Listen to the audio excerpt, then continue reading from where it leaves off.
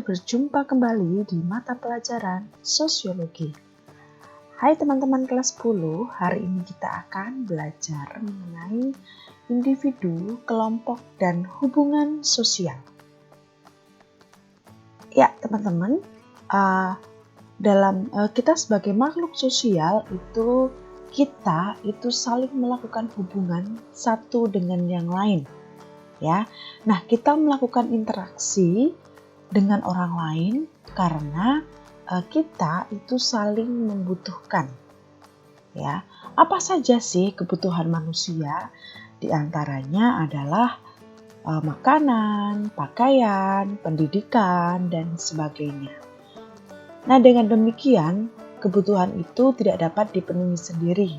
Pasti harus berhubungan dengan orang lain untuk memenuhi kebutuhan hidup. Misalnya nih, ada petani, dia tidak bisa untuk menjual beras kalau tidak ada yang membelinya. Nah, jadi kebutuhan untuk makan tidak dapat dipenuhi jika tidak ada petani, begitupun sebaliknya. Ya, nah sama halnya dengan pendidikan. Jika kita tidak dapat belajar dan beraktivitas lainnya di sekolah jika tidak ada guru. Jadi sekolah itu kalau tidak ada guru ya nggak bisa gitu. Nah kita membutuhkan orang lain untuk memenuhi kebutuhan hidup. Ya, nah jadi memang di sini sesuai dengan hakikat manusia sebagai makhluk sosial. Ya, nah karena dalam diri manusia terdapat hasrat untuk berkomunikasi, bergaul, dan bekerja sama dengan orang lain. Nah, hasrat ini yang timbul bukan hanya karena kebutuhan lahiriah, melainkan karena hasrat itu sendiri. Maksudnya apa? Bahwa manusia itu butuh berkomunikasi, bergaul, bekerja sama dengan orang lain. Ya, oleh karena itu merupakan sebuah kebutuhan dasar di dalam setiap manusia.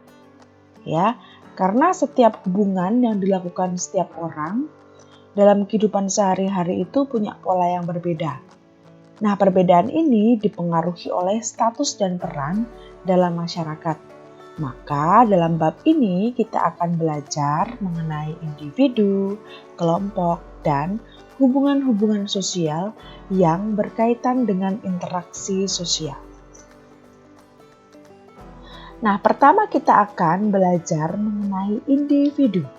Ya, nah sebenarnya individu itu apa sih? Nah, kalau kita melihat dari konsep yang sebelumnya bahwa individu itu merupakan makhluk yang otonom atau berdiri sendiri, maka individu itu berasal dari bahasa Yunani dan bahasa Latin. Ya. Nah, dengan demikian individu itu sifatnya tunggal. Ya, dan mempunyai satu kesatuan yang terbatas karena individu satu dengan yang lainnya memiliki perbedaan berupa watak dan karakter.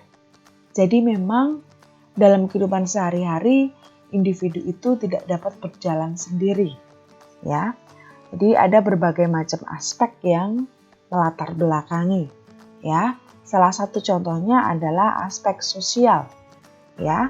Nah, di sini dalam aspek sosial pun manusia itu membutuhkan orang lain untuk mengadakan hubungan-hubungan yang mengarahkan individu untuk hidup bersama.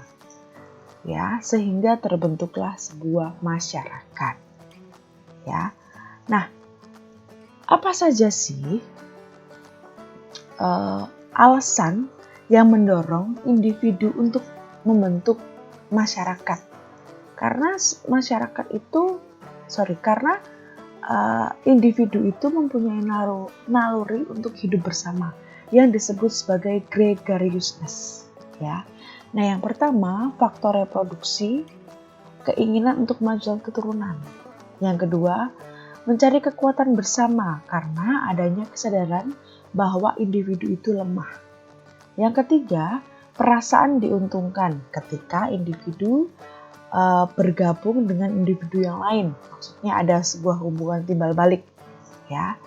Yang keempat, ada kesamaan-kesamaan dalam hal keturunan, nasib, kebudayaan, dan teritorial atau batas wilayah. Nah, pembentukan identitas individu sendiri dimulai dari proses sosialisasi.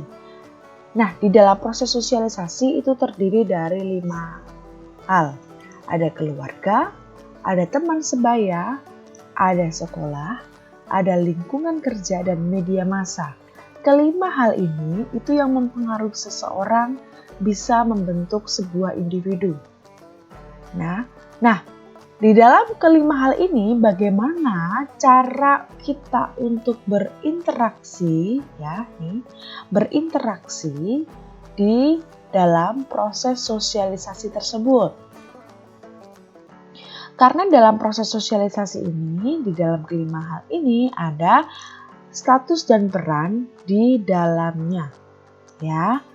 Nah, maka dalam setiap interaksi sosial di dalam tahap-tahap proses sosialisasi itu ada nilai dan norma, ya. Maka dari hal-hal ini membentuk sebuah pribadi yang unik, ya. Maka kenapa individu itu mempunyai pribadi yang unik? Karena dipengaruhi oleh faktor sosialisasi, ada interaksi, nilai norma, status peran di situ, ya. Nah, teman-teman, yang kedua kita akan belajar mengenai kelompok, ya. Kelompok sih. Nah, terbentuknya kelompok itu karena adanya naluri untuk hidup bersama. Maka hal-hal yang berkaitan dengan kelompok itu dibawa sejak lahir. Apa saja? Yang pertama, keinginan untuk menjadi satu dengan manusia yang lain di sekelilingnya. Itu hal-hal yang dibawa sejak lahir. Jadi nggak ada istilah bahwa oh, saya itu orangnya individual menyendiri. Pasti kamu juga akan butuh orang lain. Yang kedua, keinginan untuk menjadi satu dengan lingkungan alam, ya. Dan keterikatan dan ketergantungan antara manusia satu dan manusia lain itu membentuk sebuah kelompok-kelompok. Nah, pengertian kelompok menurut para ahli salah satunya adalah dari Robert Camerton, ya. Dia bilang bahwa kelompok sosial adalah sekumpulan orang yang saling berinteraksi sesuai dengan pola yang telah mapan. Nah, yang kedua itu merupakan himpunan atau kesatuan manusia yang hidup bersama. Nah, dari hubungan antar manusia dalam himpunan itu, mereka bersifat saling mempengaruhi dan dengan kesadaran untuk saling menolong. Jadi kesimpulannya bahwa kelompok sosial itu adalah kumpulan individu yang memiliki hubungan dan saling berinteraksi sehingga mengakibatkan tumbuhnya rasa kebersamaan dan rasa memiliki. Nah, oleh karena itu syarat kelompok manusia itu dapat dikatakan sebagai kelompok sosial. Ada 5 hal. Jadi dia punya kesadaran bahwa dia bagian dari kelompok tersebut, adanya timbal balik antara anggota, kemudian adanya faktor pengikat, ada kepentingan, tujuan, ideologi, ada struktur di dalamnya, kaidah dan pola perilaku yang sama. Jadi, jika kamu punya satu kelompok masyarakat atau satu kelompok, ya, kelompok sosial, kamu akan punya pola perilaku yang sama. Nah, bersistem dan berproses. Selanjutnya, kita yang terakhir adalah hubungan sosial. Nah, hubungan sosial itu adalah hubungan yang dilakukan oleh 2 orang atau lebih. Dalam Kamus Besar Bahasa Indonesia, hubungan sosial itu merupakan hubungan seseorang dengan orang lain dalam pergaulan hidup di tengah-tengah masyarakat. Yang kedua, secara umum, hubungan sosial itu adalah hubungan timbal balik antar individu dan saling mempengaruhi satu sama lain atas dasar kesadaran saling tolong-menolong. Maka unsur yang mendasari hubungan sosial adalah sebuah interaksi sosial. Nah, dengan demikian, di dalam sebuah interaksi terdapat sebuah hubungan sosial. Karena hubungan sosial itu adalah hubungan timbal balik yang saling mempengaruhi, dengan unsur utama yang mendasarinya adalah interaksi sosial yang akan kita bahas di video-video selanjutnya. Terima kasih teman-teman sudah mendengarkan materi hari ini. Kita akan bertemu di video selanjutnya tentang interaksi sosial. Terima kasih.